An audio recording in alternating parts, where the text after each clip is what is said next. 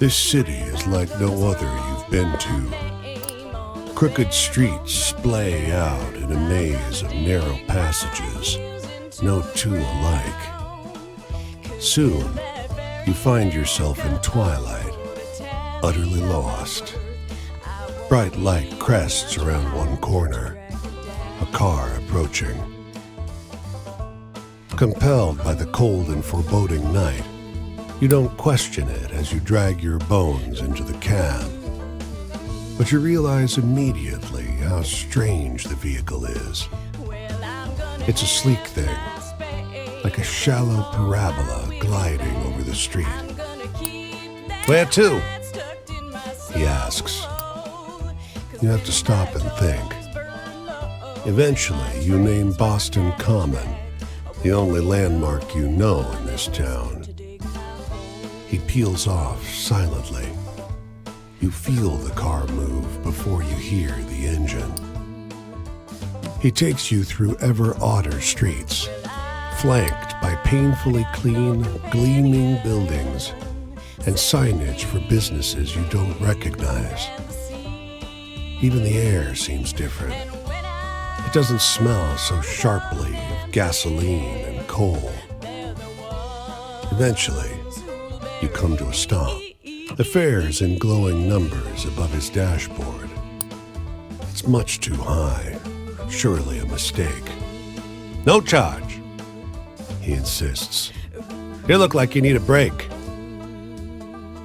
And then you find yourself on the curb at Boston Common, under thick moonlight, in a city much as you'd left it before.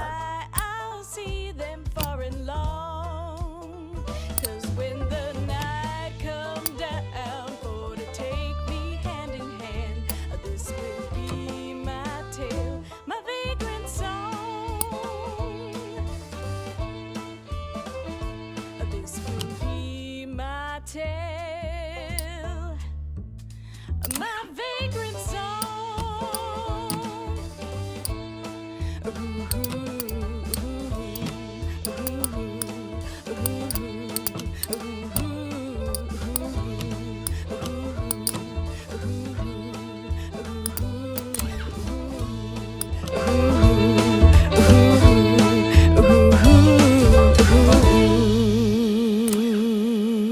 A dusty truck and a man on horseback pull up next to one another in front of the grocer. Suddenly, the driver and the rider, two wiry old men with identical haircuts, start shrieking at one another.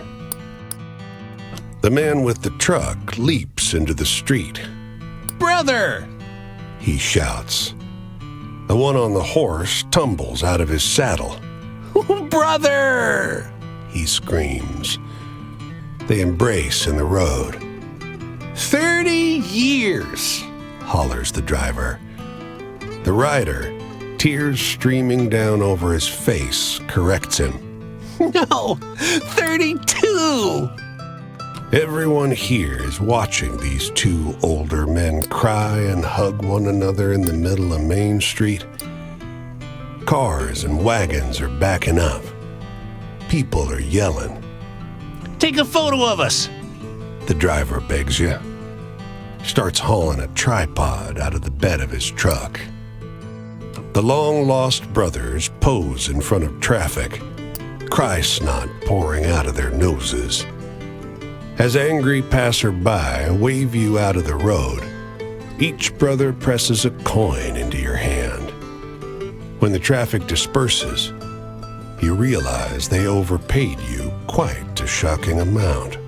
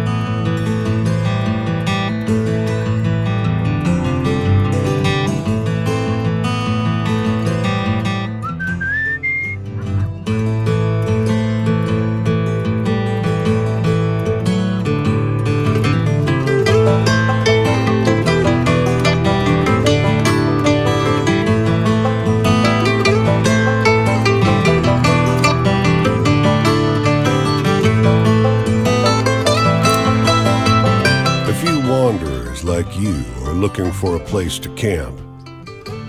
We heard there's a Leatherman cave nearby. They tell you. They describe a locally famous vagrant who hiked this area for almost 30 years. He's dead now, but his caves are the best place to camp in any town. You and the other wanderers find the cave easily, because someone's lit a fire there. As you approach, you see a silhouette bend over the flames with an odd creaking sound, like a door swinging in the wind. His coat is crudely stitched from leather plates that squeak against each other. The Leatherman. One of the others whispers. A ghost. The Leatherman must have heard, but he just stares. His face is corpse still. He's eating, you say, and point out his can of beans.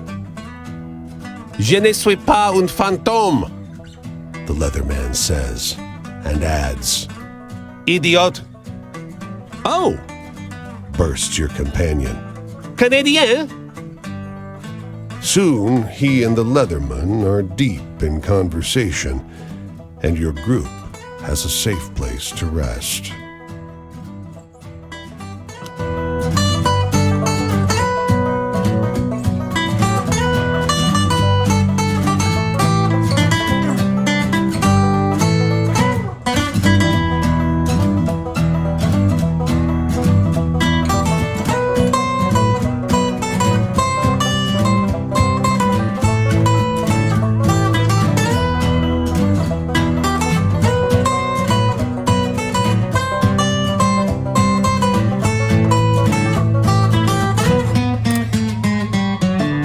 Outside the small thicket of apple trees, the phrase "tended to by John Chapman" is carved into a fence post.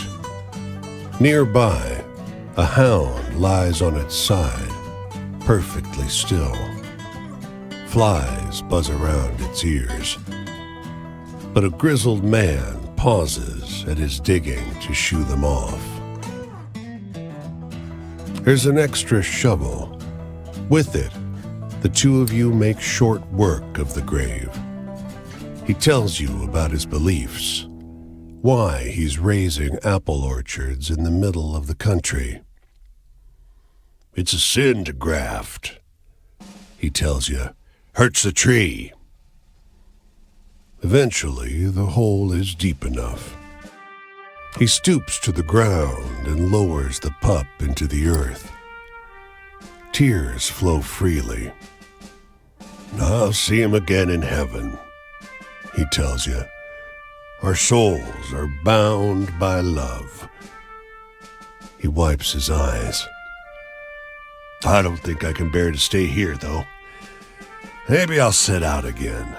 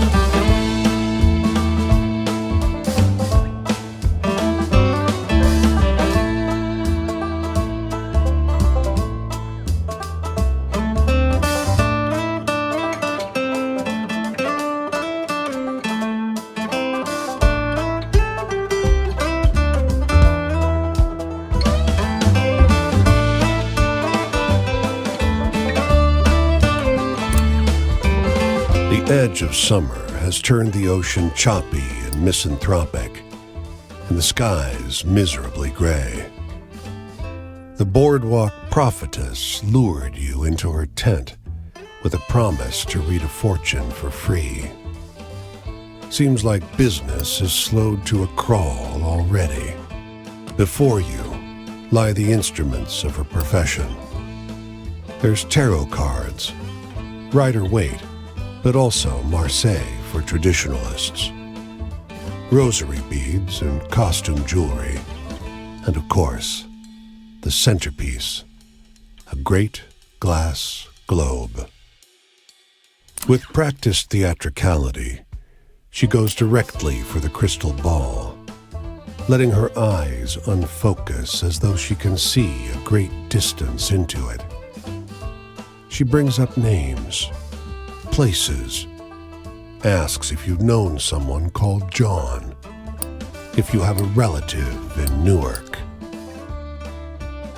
You latch on to what she says, and together you dance towards some insights about your romantic prospects. It's relieving to meet an honest charlatan instead of the ghouls and ghasts of the road. You might even say you're having fun, until she abruptly stops talking. "Your eyes," she says, her voice suddenly drained of the bassy drama that was her stock in trade. "You've met him. You've seen him, too. You carry him with you." The words that come out of your mouth are not your own. They seem unwilling or unable to form properly out of a human throat. They're more like snarls, warning noises of a vicious animal. The glass globe shatters. Your vision is hazy, and your body is not your own.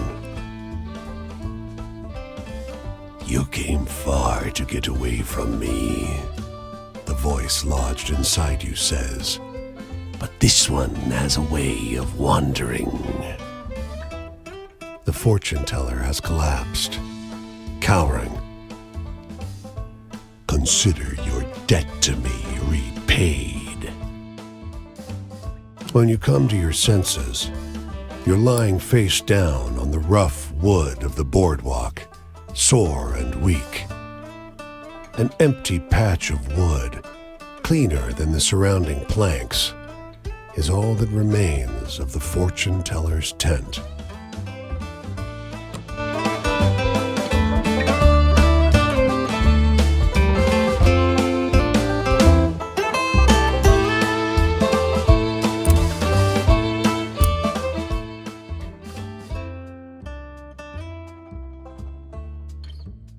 The engines belch black smoke as the ferry churns gray water into froth.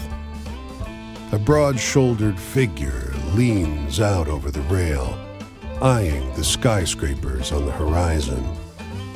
Nearby, a man and a woman speak in low, urgent voices. He takes her wrist gently. She is weeping softly. I wish you didn't have to go, She says. There's got to be work on some of those buildings going up. His thumb skates over her pulse point. I checked every day for a week. There ain't. I'll be back, though. Got your picture in my wallet, don't I? It's not forever. Her words are split by a sob. Might as well be. My parents didn't come to New York for this. She leans against him, the wind tousling her hair. He pulls her to his chest. I'm leaving because I gotta go. If there was another way... They stand together, close, quiet, in the stiff breeze.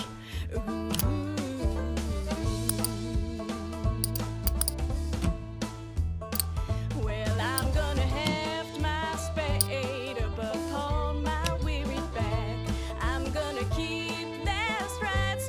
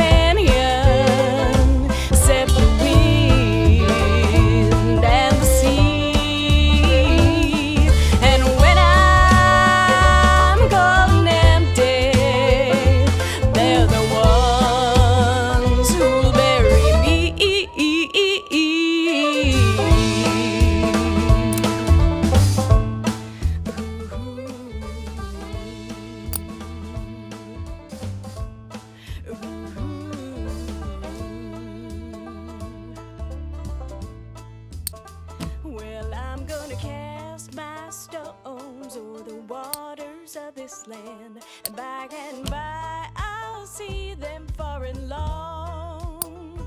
'Cause when the night come down for to take me hand in hand, this will be my tale, my vagrant song. This will be my tale, my vagrant song. Ooh.